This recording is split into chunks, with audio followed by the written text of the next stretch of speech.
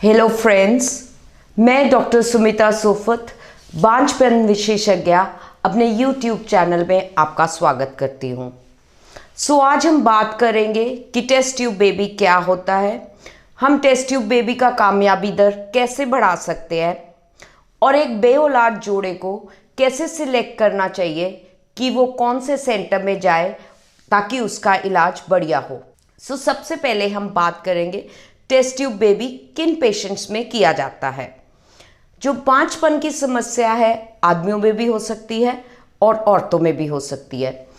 अगर आदमियों में शुक्राणुओं की समस्या बहुत ज़्यादा हो और शुक्राणु बिल्कुल नील हो या नील मात्रा जैसे हों या शुक्राणुओं की जो बनतर है वो इतनी ख़राब हो कि नॉर्मल वे से और IUIS से लेडी प्रेग्नेंट नहीं हो सकती, तो इन केसेस में टेस्ट ट्यूब बेबी की विधि की जा सकती है। औरतों में जब एक लेडी के ट्यूब्स बंद हो या अंडेदानियों की समस्या हो या लेडी के अंडे कम बन रहे हो या ठीक ना बन रहे हो और बहुत टाइम हो गया हो हस्बैंड वाइफ की मैरिज को और उनको संतान सुख की प्राप्ति नहीं हो रही, तो उन्हें टेस्ट ट्यूब बेबी की ज़रूरत पड़ सकती है। टेस्ट ट्यूब बेबी क्या होता है, हम इसको कैसे करते हैं। टेस्ट ट्यूब बेबी में सबसे पहले एक लेडी के इंजेक्शंस लगाए जाते हैं जो कि पीरियड्स के दूसरे दिन से शुरू किए जाते हैं। ये इंजेक्शंस 10 से 12 दिन लगते हैं और इसके बाद हम जो अंडे हैं वो अल्ट्रासाउंड के ज़रिए बेहोश करके निकाले जाते हैं ताकि पेशेंट को दर्द ना महसूस हो। जब ये अंडे निकाल दिए जाते हैं तो उसके बाद लेबोरेटरी में प्रोसीजर किया जाता है जो कि एक नॉर्मल ट्यूब में काम होना होता है एक लेडी का, वो एक IVF लेबोरेटरी में किया जाता है। ये है विधि टेस्ट ट्यूब बेबी की। अब बहुत सारे लोगों में धारणाएं हैं कि टेस्ट ट्यूब बेबी के बाद हमें बहुत ज़्यादा प्रिकॉशंस लेने पड़ेंगे, हमारी लाइफ बिल्कुल बंद हो जाएगी, हम काम नहीं कर सकते, हमें कामकाज छोड़ना पड़ेगा या बहुत पेनफुल प्रोसीजर है, मेरी बॉडी पे कोई नुकसान तो नहीं आएगा। पेशेंट्स के दिमाग में बहुत सारी चीज़ें हैं। सबसे पहले मैं ये जो मिथ्स है टेस्ट ट्यूब बेबी के ये रिमूव करना चाहूँगी कि इस प्रोसीजर के बाद स्ट्रिक्ट बेड रेस्ट की ज़रूरत नहीं होती, हल्के फुल्के प्रिकॉशंस लेने पड़ते हैं। ये प्रोसीजर बिल्कुल पेनलेस प्रोसीजर होता है। जब हम भ्रूण रखते हैं तो हमें बेहोश करने की ज़रूरत नहीं होती। पेशेंट को इस बारे में नहीं डरना चाहिए और इससे जो है पेशेंट का कोई नुकसान नहीं होता, फ़ायदा ही होता है कि उसको संतान सुख की प्राप्ति हो। हम बात कर रहे हैं कि टेस्ट ट्यूब बेबी जिसका कामयाबी दर सिर्फ 15 से 20% है, तो क्या प्रोसीजर्स है हमारे पास, क्या टेक्निक्स है, क्या एक्सपर्टाइज है जिससे कि हम इसका कामयाबी दर बढ़ा सकते हैं। सबसे पहले जो प्रोसीजर आता है उसको हम ICSI विधि कहते हैं, जो कि स्पेशली उन पेशेंट्स में किया जाता है जिनके शुक्राणु बिल्कुल नील हो, क्योंकि अब इतनी नई टेक्निक्स आ गई हैं कि जिन आदमियों के शुक्राणु नील हैं या एजोस्पर्मिया है वो भी अपनी संतान सुख की प्राप्ति कर सकते हैं। ये विधि उन पेशेंट्स में भी काफ़ी कामयाब है जिनमें कि पेशेंट कहता है कि हमारे हस्बैंड वाइफ में दोनों कोई समस्या नहीं है, हमें सारी रिपोर्ट्स हमारी ठीक आ रही हैं, पर फिर भी हमारी जो प्रेगनेंसी है वो नहीं हो रही। ICSI विधि है, उसके बाद IMSI विधि है, फिर लेज़र हैचिंग होता है। लेज़र हैचिंग में क्या होता है कि जब एक पेशेंट का भ्रूण जो है उसकी परत बहुत थिक होती है, वो इम्प्लांट नहीं कर पाता, क्योंकि मेरे हॉस्पिटल में बहुत सारे पेशेंट्स आते हैं जिन्होंने कई बार टेस्ट ट्यूब बेबी कराया होता है पर सफलता नहीं होती और वो बहुत हताश होके आते हैं। तो इन केसेस में जो हम भ्रूण की परत है वो लेज़र द्वारा हम छील सकते हैं ताकि इम्प्लांटेशन रेट जो है वो बढ़ जाए। उसके बाद आता है एम्ब्रियो मॉनिटरिंग सिस्टम, जो कि हमारे हॉस्पिटल में सबसे पहले लगा था पंजाब में। इसमें हम देखते हैं कि कौन सा भ्रूण कैसे ग्रो कर रहा है, कौन सा भ्रूण सबसे बढ़िया है जो कि बच्चा बना सकता है। अभी मैं आपको ये सारी टेक्निक्स और ये जो सारे प्रोसीजर है अपनी लेबोरेटरी में भी दिखाऊंगी ताकि आप समझ पाएँ कि क्या डिफरेंस है, एक अच्छी बांझपन लेबोरेटरी में एक्सपर्टाइज की कितनी ज़रूरत है। उसके बाद आता है ब्लास्टोसिस्ट कल्चर, जिसमें कि जो हम एम्ब्रियो है लास्ट स्टेज तक ग्रो करते हैं, जो कि बच्चेदानी में उसके बाद हैच हो जाता है। हैच मीन्स कि फट जाता है, इसको हम डे 5 ट्रांसफ़र भी कहते हैं। इन सारी चीज़ों से ICSI, IMSI, laser hatching, blastocyst culture, embryo monitoring system, इन सब चीज़ों से हम कामयाबी दर बढ़ा सकते हैं।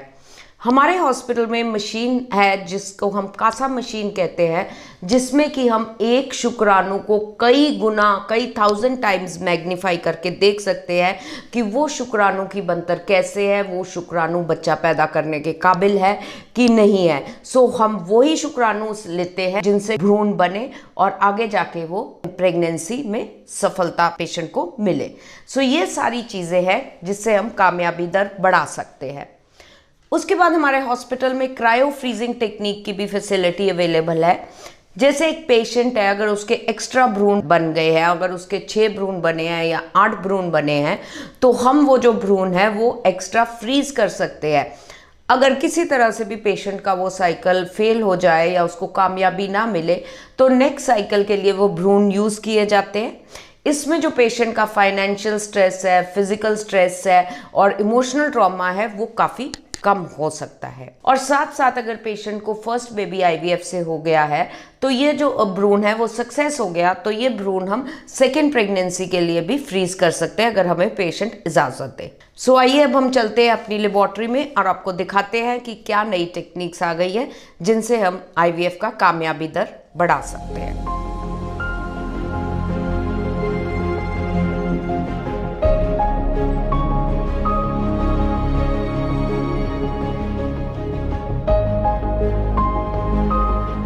अब हम अपनी आईवीएफ लेबोरेटरी में हैं और आप देखेंगे ये वो लैब है, वो एरिया है जहाँ की हम भ्रूण तैयार करते हैं।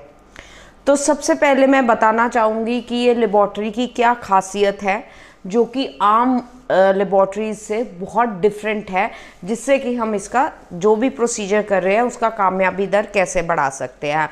आप देख सकते हैं ये एक मॉड्यूलर आईवीएफ लैब है। इसमें ऊपर छत पे जो है सारे फिल्टर्स लगे हुए हैं जो कि जितने भी पार्टिकल्स हैं उनको ट्रैप कर लेते हैं और जो एयर है वो बिल्कुल प्योर एयर होती है। कोई भी आईवीएफ की जो लेबोरेटरी है उसमें सबसे इम्पॉर्टेंट चीज़ है कि वो लेबोरेटरी में एयर जो है बिल्कुल प्योर होनी चाहिए। सो ये एक मॉड्यूलर आईवीएफ लैब है जो कि हमारी पंजाब में, नॉर्थ में कह लो, दिल्ली को छोड़ के सबसे पहली मॉड्यूलर आईवीएफ लैब है। तो आप ये देखेंगे ये जो है जिसको हम कहते हैं ट्राइनोक्यूलर माइक्रोस्कोप, इसमें जो है भ्रूण वैज्ञानिक है जो एग्स निकाले जाते हैं अल्ट्रासाउंड के ज़रिए। इस माइक्रोस्कोप के नीचे एग्स आइडेंटिफाई होते हैं, जो लेडी के हम अंडे निकालते हैं वो इधर भ्रूण वैज्ञानिक बैठ के अंडे देख सकता है। आप अभी क्लिप में देख रहे हैं कि भ्रूण वैज्ञानिक जो है वो कैसे फ्लूइड से एग्स ढूंढ रहा है। तो एक बार जब एग मिल जाता है तो दूसरा भ्रूण वैज्ञानिक यहाँ पे एग और स्पर्म का मिलन करता है। अब आप देख सकते हैं ये हैं जो शुक्राणु, जो कि मशीन है कि एक शुक्राणु को जो कि हमें नेकेड आई से नहीं नज़र आता, इसमें कितने टाइम्स वो मैग्नीफाई हो गया है। इससे हमें पता लग जाता है कि वो शुक्राणु बच्चा बना सकता है कि नहीं। ये जो मशीन है इक्सी मशीन है, इस मशीन से हम सबसे बढ़िया शुक्राणु जो बेबी बना सकता है वो सिलेक्ट करते हैं। तो यही मैं आपको बताना चाह रही थी कि जब एक रूटीन सीमन एनालिसिस होता है वहाँ इतनी बड़ी मशीन्स नहीं होती, वहाँ हमें सिर्फ यही पता लग सकता है पेशेंट को कि उसका काउंट कितना है, मॉर्फोलॉजी की परसेंटेज कितनी है। पर जो डिटेल इन्वेस्टिगेशन है सीमन की, जिससे कि कामयाबी दर पता लगेगा, वो ये मशीन्स है जिनसे हम देख सकते हैं कि एक स्पर्म जो है कितने 100 टाइम्स जो है मैग्नीफाई होके हमें नजर आता है। सो इधर अब आप देख रहे होगे क्लिप में कि मेरा जो भ्रूण वैज्ञानिक है वो कैसे एक एग और एक स्पर्म का जो है मिलन करता है और भ्रूण बनाता है। सो ये मशीन के साथ जो है लेज़र मशीन जो है वो अटैच्ड है और उससे हम लेज़र हैचिंग करेंगे। अभी आप ये जो क्लिप देख रहे हैं उसमें आप देखेंगे कि कैसे लेज़र के ज़रिए जो है भ्रूण की परत पतली करी जा रही है ताकि जो भ्रूण है वो लेडी के बच्चेदानी में चिपक जाए, ताकि जो सक्सेस रेट है वो बढ़ जाए। अब आप देख रहे हैं कि ये ब्लास्टोसिस्ट है, यानी कि 5वें दिन वाला भ्रूण। अब ये लास्ट स्टेज है जिस पे ये एम्ब्रियो जो है ग्रो करता है। इसके बाद ये हैच हो जाता है, यानी कि फट जाता है ताकि वो बच्चेदानी में चिपक जाए। तो आप ये देख सकते हैं जब हम 8 या 10 भ्रूण बनते हैं, उनमें से 1 या 2 ही भ्रूण ऐसे होते हैं जो कि ब्लास्टोसिस्ट बनते हैं, जिनके लिए स्पेशल मीडिया लिया जाता है, स्पेशल टेक्निक्स होती है जिनके कारण ये ब्लास्टोसिस्ट बनाया जाता है। तो कहने का ये मतलब कि हर एक आम आईवीएफ लेबोरेटरी में ये सारे प्रोसीजर्स जो मैं आपको दिखा रही हूँ अवेलेबल नहीं होते। ओनली जो हॉस्पिटल्स बहुत अच्छे हैं, जिनके पास एक्सपर्टाइज है, जिनके पास इक्विपमेंट है, वही ये कर सकते हैं, जिससे कामयाबी दर बढ़ाया जा सकता है। तो ये डे 5 ब्लास्टोसिस्ट आप देख सकते हैं। सिमिलरली आप देख सकते हो ये जो काफ़ी सारे इंक्यूबेटर्स पड़े हैं, इनको हम ट्राई गैस इंक्यूबेटर्स कहते हैं, जिसका जो एनवायरनमेंट है, जो कि एक लेडी के बच्चेदानी की तरह अंदर जो एनवायरनमेंट है वो इन इंक्यूबेटर्स में है, ताकि जो एम्ब्रियो है वो ग्रो कर सके, अच्छा भ्रूण तैयार किया जा सके। ये आप मशीन जो देख रहे हैं वो एम्ब्रियो मॉनिटरिंग सिस्टम है।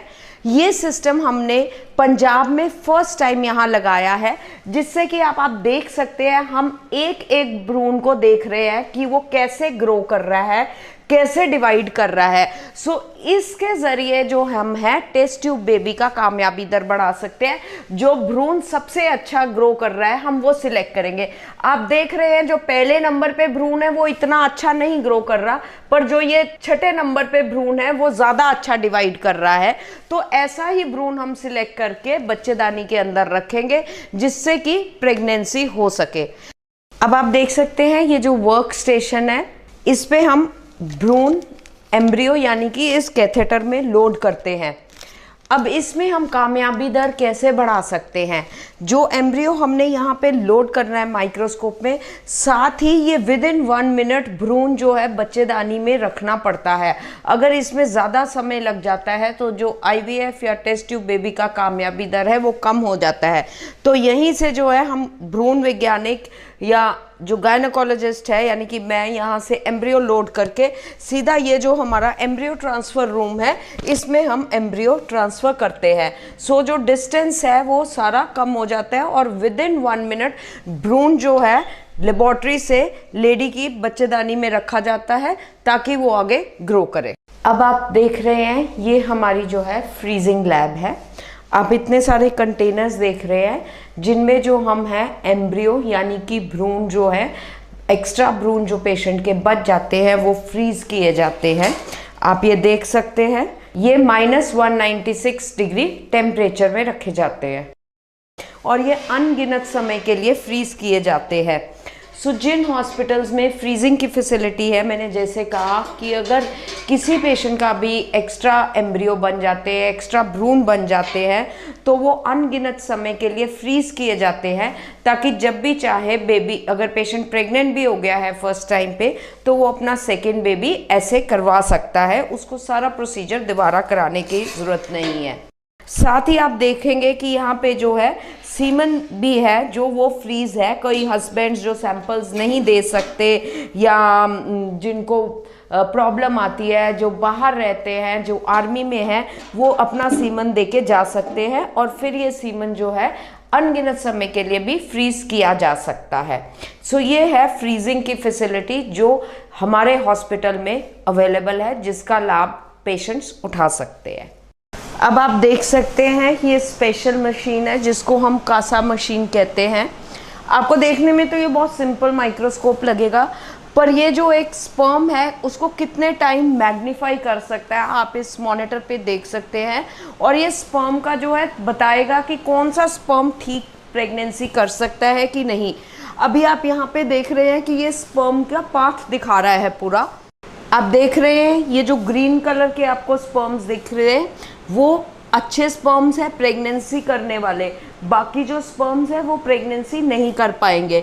ये देखिए ये जो स्पर्म है इसका पाथ बिल्कुल सीधा है, ये सबसे बढ़िया स्पर्म है जो अच्छा मोटाइल स्पर्म है जो बेबी कर सकता है। सो कहने का मतलब कि सिंपल एक सीमन एनालिसिस से कि काउंट 70 मिलियन है, 20 मिलियन है, 10 मिलियन है, उसका कोई फ़ायदा नहीं जब तक हम ये नहीं देखेंगे कि कौन सा स्पर्म बेबी कर सकता है। हम नहीं बता पाएंगे कि जो सीमन है वो बेबी कर सकता है, स्पर्म काउंट कितना अच्छा ही नहीं, मतलब कि उसमें जो शुक्राणु हैं, बच्चा पैदा करने वाले शुक्राणु जो कितने हैं। ये जो मशीन है हमारे पंजाब में सबसे पहले फर्स्ट टाइम हमारे सेंटर में लगाई गई है। हम पिछले 26 साल से जो है सिर्फ यही काम कर रहे हैं। पंजाब का एक डेडिकेटेड आईवीएफ सेंटर था जो कि हमने कभी सिर्फ बांझपन की समस्याओं का ही इलाज किया है। अंत में मैं एक यही बात बोलना चाहूँगी कि एक निसंतान जोड़े को सही डॉक्टर के पास सही इलाज करा लेना चाहिए। जितनी मेंटल स्ट्रेस है उससे, तनाव से दूर रहना चाहिए और साथ ही साथ एक अच्छे डॉक्टर की सिलेक्शन करनी चाहिए। उनको देखना चाहिए, उनको पता होना चाहिए कि प्लेन आईवीएफ और आईवीएफ के कामयाबी दर में कितना अंतर है, हम कैसे बढ़ा सकते हैं, क्या मशीन्स है जिनके कारण हम ज़्यादा सक्सेस रेट पेशेंट को दे सकते हैं।